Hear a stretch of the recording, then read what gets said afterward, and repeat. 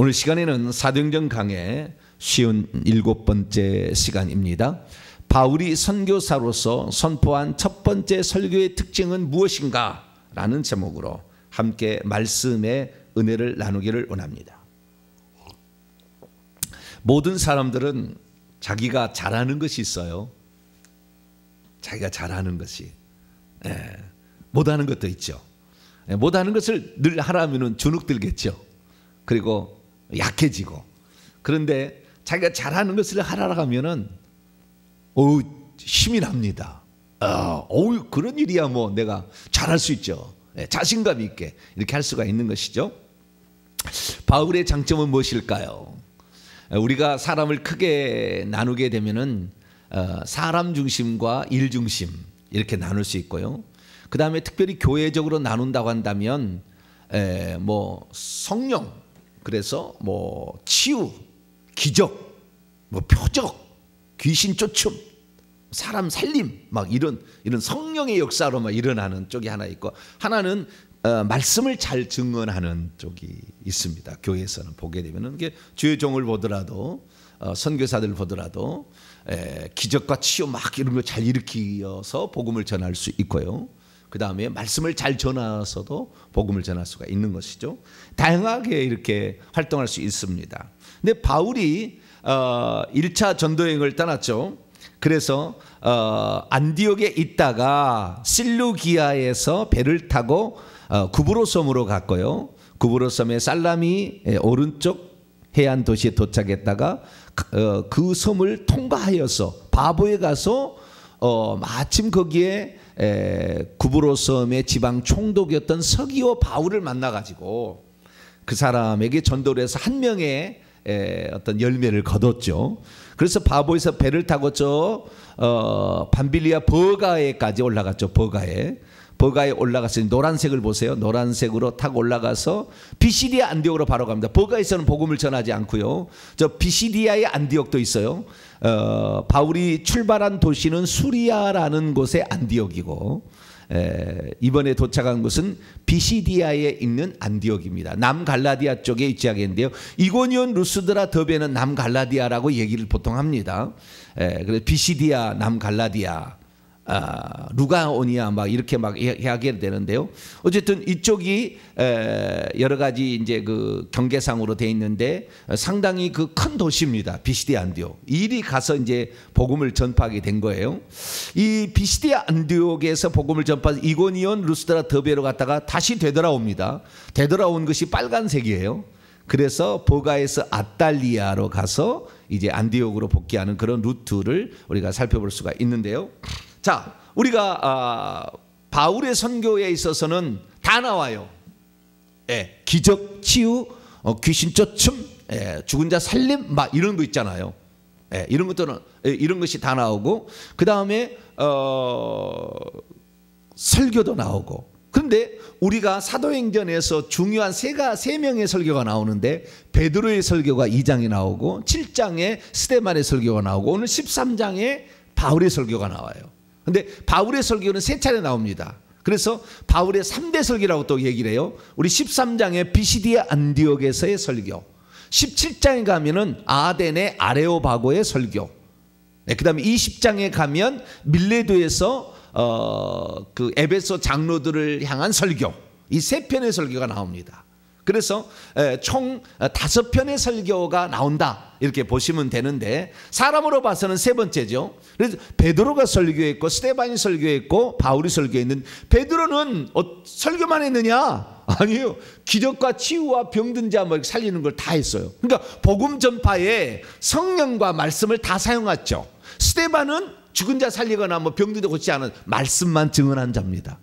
말씀만 증언한 자예요. 그런데 이제 순교를 했죠. 그래서 구약에서도 선지자들이 있지만 선자들 중에서 병도 고치고 막 기적을 일으키는 선자도 있었고 말만한 선자도 있잖아요. 그건 하나님이 주신 은사대로 하는 거예요. 그래서 기적도 행하고 말씀도 증언하는 선지자는 엘리사 선지자. 말씀만 하는 선자는 이사야, 에스겔, 다니엘, 이것은 말씀만 한 거예요. 근데 다니엘은 환상을 많이 얘기를 했죠. 예, 보고하기는. 그래서 사람마다 독특한 특징이 있는데 자기의 특징대로 하면 되는 거예요. 저는 뭐가 특징인 것 같아요? 대답을 안 하시네. 주요, 큰일 났다. 예, 어떤 식의 그 사람에게 주었느냐가 중요한 거예요. 그래서 그 중요한 것들을 잘 정하면 되는데, 저 같은 경우는 성령과 말씀을 저는 다 주신다. 하나님이 그렇게 약속을 하셨어요. 예, 그래서 두 가지 부족한 점을 찾아가느라고 지금도 부지런히 달려가고 있는 그런 상태에 있습니다. 아직도 많이 부족해가지고 주님 앞에 기도할 때마다 주여. 그래서 하나님께서 때를 따라 돕는 은혜를 주시되 회개와 천국 복음을 전하는데 회개에 부족한 부분이 있으니까 하나님이 가르쳐 주셔가지고 2년 지금 6개월 이상을 회개에 부족한 부분을 채우게 하시고 천국에 대해서 거의 이제 채우게 하시고, 그 다음에 나를 증언하라 주님이 또 그러셨는데 예수님이 누구신지에 관하여 계속 또 말씀을 증언하고 있어요. 그래서 사람마다 각기 독특한 특징이 있는 거예요. 근데 사도 바울은 그 중에서, 베드로는 제가 봤을 때 설교보다도 기적과 치유 쪽이 더 강한 것 같아요. 둘 다 있지만, 근데 바울은 아무래도 기적과 치유보다는 이런 그 말씀이 더 강한 것 같아요. 그래서 이 말씀을 전할 기회가 주어진 거예요. 근데 그전에는 그렇게 전할 어떤 기회가 없었는데 비시디아게 안디옥에 가가지고 안식일이 돼가지고 거기에 회당에 앉았는데 회당장이 알아본 거예요. 뭔가 말씀을 증언할 수 있는 자다. 그러니까 이스라엘은 어떤 구조냐면은요, 이스라엘 본토가 있고 그 다음에 이제 바깥 지역이 있는데, 이스라엘 본토 지역이 아닌 바깥 지역은 유대인들이 살면 자기 동네 회당을 지었어요. 왜냐하면은 바벨론의 포로로 잡혀가서 성전이 멸망한 다음에 성전에 갈 수가 없었기 때문에 말씀을 증언하는 것으로 있다가 이방 지역에 다 흩어져 살게 된 거예요. 그래서 이 유대인들이 가는 곳마다 이 회당을 지어가지고 회당에서 안식일마다 성경을 낭독했어요. 어떤 성경을 낭독했느냐, 이 모세의 글, 율법, 그 다음에 선지자의 글, 이 두 개를, 그 다음에 시편까지. 그래서 이런 것을 낭독을 했습니다. 낭독을 한 다음에 회당장들이 어떤 권한을 가지고 있었냐면, 성인 10명이 있으면 회당을 만들 수가 있어요, 법이. 그래가지고 이 모여가지고 누군가의 한 사람에게 오늘 말씀을 좀 증언해 주십시오. 그 말씀을 들려준 말씀을 좀 설명해 주십시오라고 부탁을 하는 것이 회당장의 업무였어요. 그러니까 회당장이 오늘은 누구에게 말씀을 증언할까, 증거를 시킬까 이렇게 쳐다보는데, 보니까 말씀을 증언해 줄 만한 아주 그런 분이 딱 왔다고 느껴진 거예요. 그러니까 당신이 좀 이번에는 좀 말씀해 주십시오라고 부탁을 한 겁니다. 그럼 부탁을 하니까 바울이 그 자리에 일어나서 손을 저면서 조용하시오 한 다음에 말을 증언한 거예요. 앞으로 나가서 했는지 그 자리에서 했는지는 잘 모르겠지만 어쨌든 그 비시디아 안디옥 회당이 상당히 컸던 것 같아요. 그래서 사람이 많이 모였는데 거기에 모인 사람은 두 종류의 사람들이었어요.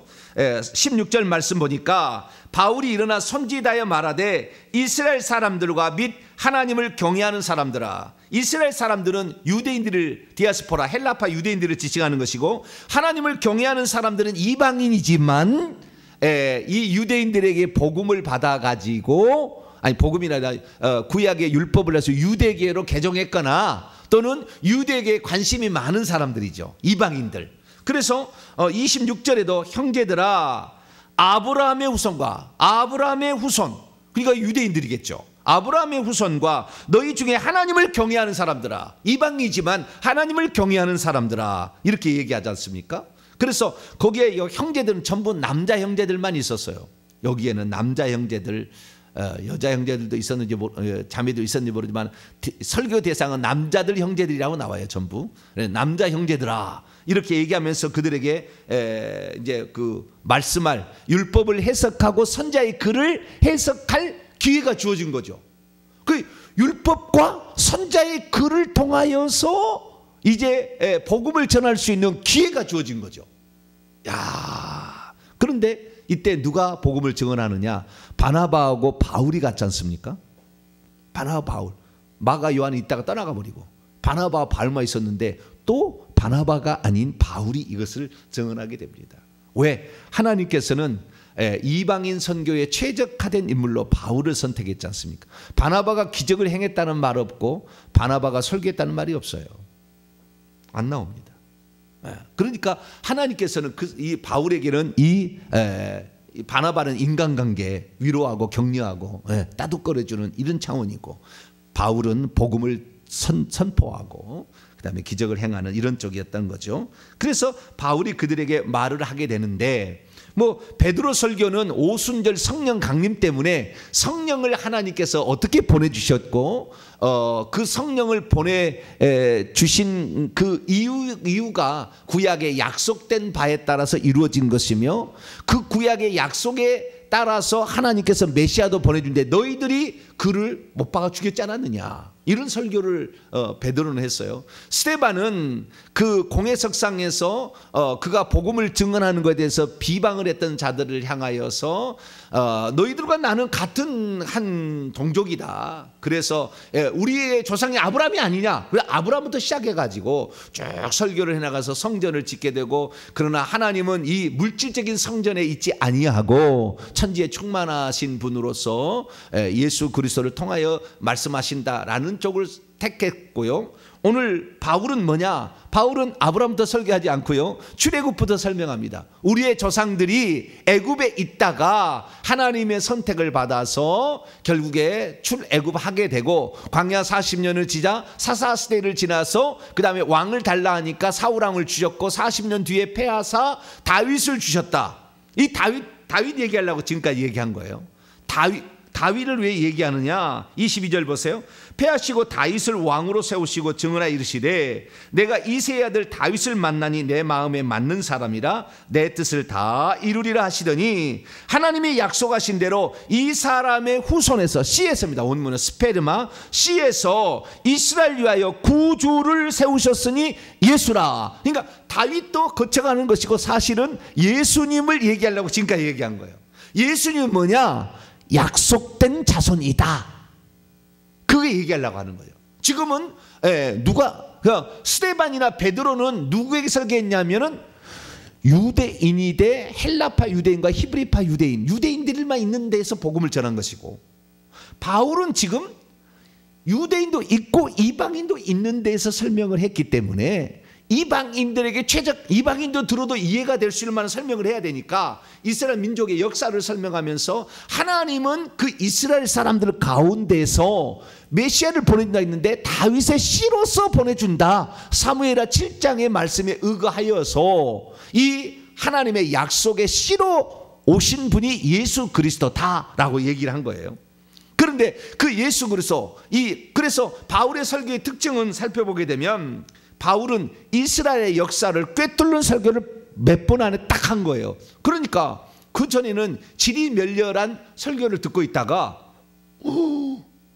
우선 저분이 하는 얘기를 통해 저분은 모든 걸 다 알고 있구나, 역사를 딱.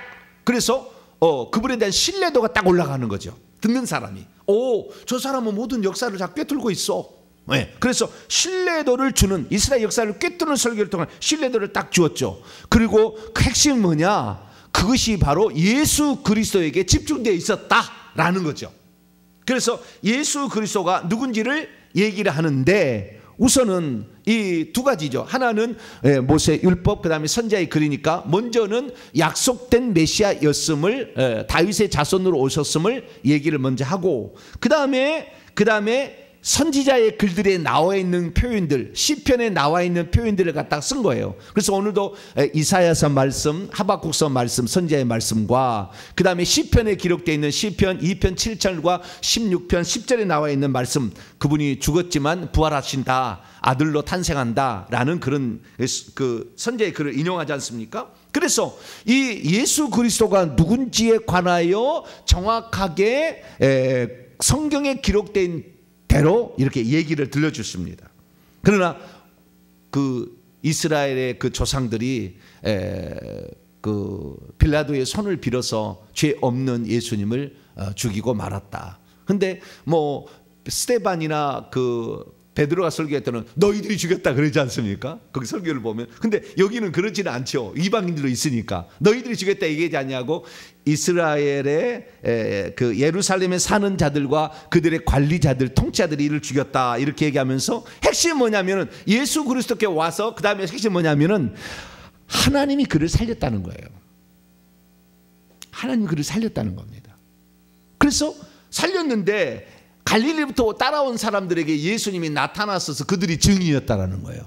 그래서 죽었던 그분이 살아났고 살았던 그분을 많은 사람이 보았다라고 얘기를 합니다. 그래서 예수 그리스도께서 죽었다가 살아나신 이 이심을 그분의 죽음과 부활에 관하여 정확히 얘기를 하죠. 그리고 그분을 믿게 되면 어떤 혜택이 있는가라까지 얘기를 합니다. 그 혜택은 뭐냐? 38절에서 39절이에요. 그 예수 그리스도를 믿게 되면 그러면 어떤 혜택이 있는가? 38, 39절 한번 읽어볼까요? 시작. 그러므로 형제들아 너희가 알 것은 이 사람을 힘입어 죄사함을 너희에게 전하는 이것이며 또 모세 율법으로 너희가 의롭다함을 얻지 못하던 모든 일에도 이 사람을 힘입어 믿는 자마다 의롭다 하심을 얻는 이것이라. 두 가지 혜택이 있다는 거잖아요. 네, 이분을 믿게 되면 첫째 죄사함을 받게 된다라는 거죠. 두 번째는 율법으로도 아무리 애를 써도 지키려고 해도 의롭다함을 얻지 못하는데 이분을 믿게 되면 의롭다함이 우리에게 전가되어서 의로운 자가 된다라는 것이죠. 그 두 가지를 했는데 거기에다가 그러니까 이 어쩌면은 그 바울의 설교는 역사를 얘기하자면 신뢰도를 주는 설교를 했고, 그런데 그 모든 것은 예수 그리스도 초점을 맞춰주고 다 이렇게 있다가 이것이 성취가 된 거다. 약속의 자손으로 선지자의 글로 시편으로 다 예언되어서 왔는데 이분을 믿게 되면, 근데 이분은 그냥 선지자가 아니라 죽었다가 다시 살아났던, 너희들이 세례 요한을 잘 알고 있지만 세례 요한이 그리스도라고 증언했던 바로 그분이다. 근데 그분을 믿게 되면 어떤 일이 일어나느냐? 두 가지 일이 일어나는데, 첫째는 너희들의 모든 죄를 사함받을 수 있다. 두 번째는 그분을 말미암아 율법은 안 됐던, 율법으로도 할 수 없었던 일이 일어나는데 그것은 바로 의롭다함을 얻는다 라고 얘기를 하므로 이 복음을 받아들인 자들이 어떤 혜택을 받을 것인가를 얘기를 했죠. 그리고 마지막에 촉구를 합니다. 40절에서부터 41절 말씀 보면 그 선제들을 통하여 하신 말씀들이 있는데 혹시 그것을 거부한다면, 41절에 그것을 멸시한다면 그들에게 멸망을, 그 멸시하는 자들은 멸망을 당할 수밖에 없다. 그래서 너희들이 이것을 선택을 하는 게 좋겠다라는 선택의 결단을 촉구하는 것까지 딱 합니다. 그랬더니 결과가 어떻게 되느냐? 42절에 그들이 나가면서 이제 첫 번째 설교를 들은 거 아니에요? 나가면서 사람들이 말하기를 요청을 했어요. 다음 안식일에도 좀 말씀 좀 해주시오. 그냥 뭐 선명하게 떡 부러집니다. 네. 그리고 뭔지 그 그리스도가 누군지 우리 좀 더 다 알고 싶소. 네. 그렇게 이제 얘기를 한 거죠. 진짜 어떻게 죄사함이 일어나고 어떻게 의롭다함이 있습니까? 그러니까 첫 번째 설교에 딱 그 필이 꽂힌 거죠. 오늘날도 그러잖아요. 유튜브 한번 어쩌다가 설교를 들었는데 딱 한번 꽂히면은 계속 듣잖아요. 꽂히지 않으면 그때 넘겨버리잖아요. 그죠? 딱. 그러니까 처음에 바울이 막 자질구레하게 설명을 했거나 그랬다고 한다면 이 사람들이 관심이 없었을 거예요. 근데 참 예수님이 이 설교를 듣고도 기뻐했을 겁니다. 예수님이 이 설교를 들어도 나를 증언하려고 저렇게 일을 쓰는구나. 그렇지 않습니까?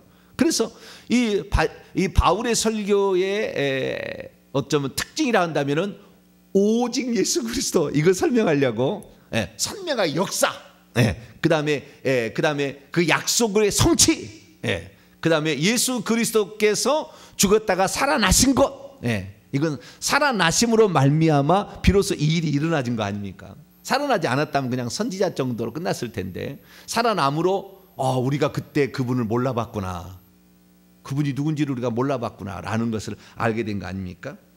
그래서 결국에 이 바울의 설교가 이루어지는데 다음 안식일에도 이 말씀을 좀 전해주면 좋겠다. 그렇게 반응이 나왔고 43절에 보니까 회당 모임이 끝난 후에 해산할 때에 유대인과 유대교육관 경건한 자들이 유대교와 이방인들이 많이 바울과 바나바를 따라하게 됐대요. 오, 당신의 말씀이 참 듣고 싶고 옳은 것 같습니다.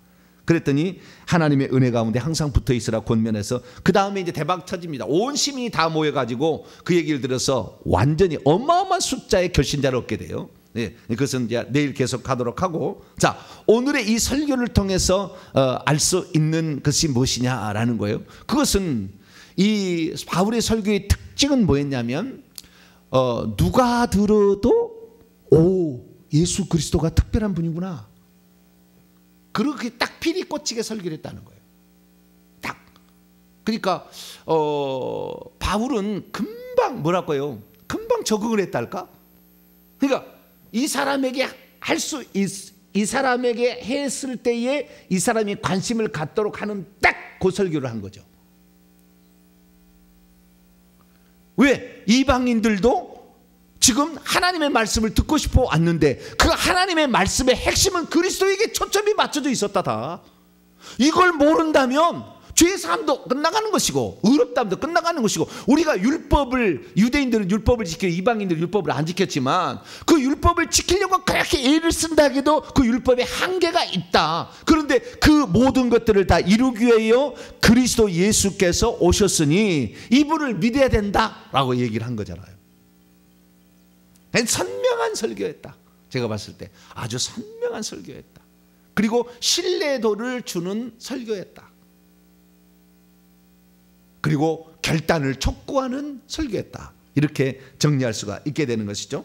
그래서 바울에 있어서 제가 봤을 때 바울은 이런 설교가 나올 수밖에 없었던 것. 바나바는 이런 설교를 못 하잖아요. 근데 바울이 이런 설교를 할 수 있었던 것은 뭐냐? 바울이 다메섹 도상에서 변화된 후에 10년 동안 율법과 그리스도의 관계를 연구했잖아요.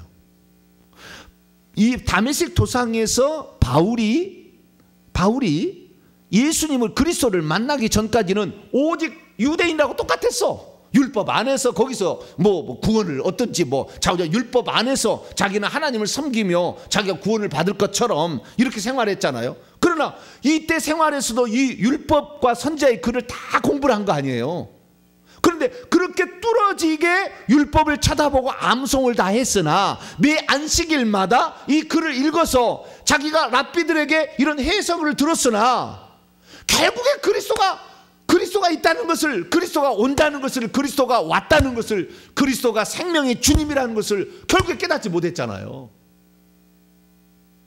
그런데 그 구약의 모든 말씀이 그리스도가 연결되지 않으면, 요한복음 5장 39절에 너희가 이 성경에서 영생을 얻는 줄 생각하고 이 성경을 연구하고냐, 이 성경이 곧 내게 대하여 증언한 것이라. 엠마오로 가는 두 제자에게 이 모세의 글과 선지자의 글과 시편에 가리켜서 기록된 바 나에 관한 것을 증언했다, 이렇게 얘기하듯이 그 하나님의 말씀의 그 핵심은 그리스도에게 있는 거죠. 그래서 만약에 이 설교가 그리스도께 초점이 맞춰지지 않는다 한다면 모든 설교는 결국에 사변론적으로 끝나는 거예요. 그건 무슨 말이냐? 교회에 와서도 우리가 말씀을 듣는데 그리스도에게 초점이 맞춰지지 않는 설교, 그 설교는 다 어떻게 되냐면은 들을 때는 은혜가 되고 좋아요. 다 좋습니다. 어디 나쁜 설교가 어디가 있겠어요. 다 설교가 그리 좋은데 결국에 그리스도에게 초점을 맞추지 못하면은 결국에 그리스도를 통하여 주어지는 혜택이 뭔지를 모르는 거예요. 율법 안에서 자기가 들었던 그 말씀 안에서 해석하는 그리스도가 어떻게 됐는지. 제가 그래서 지난 주일날 그리스도가 누군지에 대해 설명을 했는데 특징이 뭔지 아세요? 온라인으로 제가 이렇게 설교를 진행을 했었고 그 설교를 올려놨더니 평소 때는 좋아요가 엄청나게 좋아요 설교를 많이 눌러주거든요, 사람들이. 근데 지난주에 설교는 좋아요가 없어요. 거의 좋아요를 안 눌러. 그리스도를 설명했더니 안 눌러요. 네? 지금 현실이 그렇습니다. 네. 그런데 이 바울은 이 10년 동안 연구를 했었기 때문에 율법에 대해서 정확히 해석을 해서 이 그리스도를 초점으로 다 모든 성경은 기록되었었고 이 역사들은 다 그리스도에게 초점이 맞춰져 있다. 그리고 이분을 통해서만 혜택이 주어지는 것이 있다라는 것을 바울은 정확히 알고 있었기 때문에 순간적으로 설교의 기회가 주어졌는데 그 설교를 해낸 것이죠. 그래서 항상 우리는 우리에게 그 어떤 복음에 대한 말을 증거하기를 원하는 자에게 항상 말씀을 증거할 걸 준비하라 베드로 사도가 얘기했듯이 바울은 이런 준비가 되었었던 거죠. 그러니까 이 준비된 절차에 따라서 척척척척 이렇게 얘기할 수 있었다. 그래서 오늘도 우리가 어떤 말씀을 전할 기회가 주어진다면 언제라도 그 얘기를 할 수 있도록 마음의 준비를 잘 하시기 바랍니다. 평소 때 공부를 해야 된다는 거예요. 바울은 그걸 했었기 때문에 가능한 것입니다. 이걸 하지 않은 사람이 어떻게 이게 나오겠어요? 불가능한 거잖아요. 그래서 우리는 이 바울의 선명하고도 짧고 굵은 이런 설교였지만 이 설교가 나오기까지 이 바울의 준비는 엄청났다. 그래서 우리도 언제라도 예수 그리스도에 관하여 전할 기회가 있을 때에 어떻게 전할 것인가? 저는 지금 다 나와 있어요. 제가 만약 설교한다면 바울처럼 설교하지 않습니다. 다르게 설교할 어마어마한 것이 있어요. 그 나중에 바울이 에베소에 골로새에서 그 얘기를 해요. 처음에 그 설교를 못했거든. 이 설교를 못했거든. 그 설교는 앞으로 제가 할 거예요. 다음 주일에 이제 또 나올 겁니다. 그 주님 예수 그리스도의 설교의 초점이 어떻게 영원 전부터 맞춰지거든요. 영원 전부터. 여기는 지금 그게 아니라 지금 그들 앞에 나타난 예수 그리스도지만 영원 전부터 어떻게 되었는지, 왜 인간을 창조할 수밖에 없었고 왜 예수님이 아들로 먼저 탄생할 수밖에 없었는지를 얘기하면은 그냥 모든 성경이 쫙 열려요. 그것은 나중에 골로새서 에베소에 가서 얘기합니다. 비로소 빌립보에서 가가지고 옥중서신 그의 마지막에 갈 때 얘기합니다. 지금은 그걸 얘기하지 않았지만, 그래서 오늘날에 설교를 많이 들었던 자들에게는 이 어떤 설교를 해야 될 것인가 딱 갖고 있듯이 바울은 갖고 있었다는 거 아니에요. 그래서 우리들도 다 알 수는 없지만 그러나 내가 알고 있는 것을 조리 있게 설명할 수 있도록 주님 저에게 지혜를 주시옵소서 기도하시고, 또 언제라도 그 말씀을 증언할 수 있도록 정리를 해서 갖고 있다가 기회가 주어지면 전할 수 있는 그런 자가 되어서 정말 예수 그리스도를 통해서 주실 그 은혜들을 바라고 소망하는 자들에게 또 들려주시오 얘기할 수 있는 그런 마음의 준비를 잘 감당하는 저와 여러분 되시기를 간절히 바랍니다. 거룩하신 하나님 감사합니다. 바울은 준비된 일꾼이었습니다. 준비된 설교자였습니다. 그가 구약 성경에 능통했다가 그리스도를 만남으로 그리스도와 그 율법 구약 성경의 관계를 그는 철저히 연구했고 그것을 정리하고 있다가 드디어 기회가 주어지자 바로 그것을 증언했습니다. 주여, 우리가 아무것도 준비하지 않고 있다고 한다면 말할 것이 없습니다. 주여, 말을 통해서 복음을 증언해야 될 그 상황에서 우리가 복음을 증언하기 위해서 하나님 말씀을 공부하고 듣습니다. 지혜와 명철을 주셔서 하나님 말씀을 바르게 듣게 하여 주시고 언제라도 그 복음을 증언할 수 있는 준비하는 저희들 되게 해 주옵소서. 우리 주 예수 그리스도의 이름으로 기도하옵나이다. 아멘.